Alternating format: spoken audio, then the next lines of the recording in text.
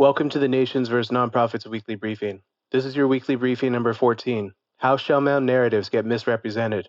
Shellmounds are among the most meaningful cultural sites connected to Bay Area Indigenous history, but the public often receives conflicting or inaccurate information about them. Some maps exaggerate their size, some place them in the wrong area, and some nonprofits create symbolic representations that do not match the historical record. These misrepresentations cause confusion and can distract from efforts to protect real ancestral sites. Accurate understanding of shell mounds comes from qualified experts, tribal governments, and professional archaeologists who rely on verified documentation. But many public narratives rely on symbolism instead of evidence. Some groups present large shaded circles or generalized zones as if they represent actual archaeological features, even when those representations do not reflect the historical data held by tribes or researchers.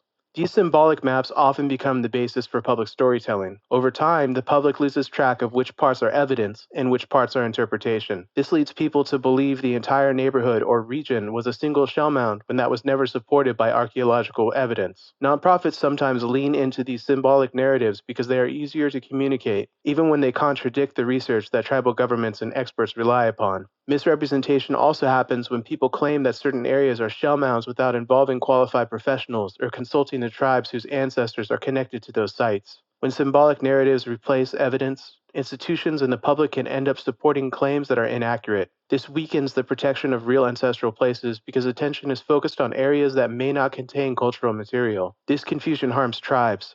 When a site is misrepresented, real sacred sites can be overlooked and projects may move forward without the scrutiny they deserve.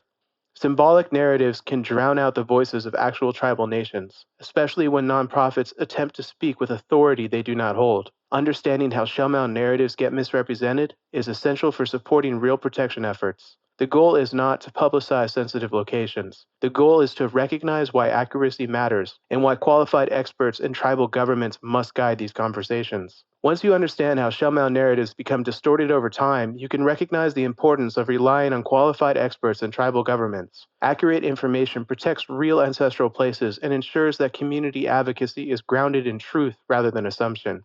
Thanks for watching this week's briefing. Nations vs. Nonprofits weekly briefings drop every Monday. Tune in for next week's subject, Why a Nonprofit Can't Call Itself a Tribe.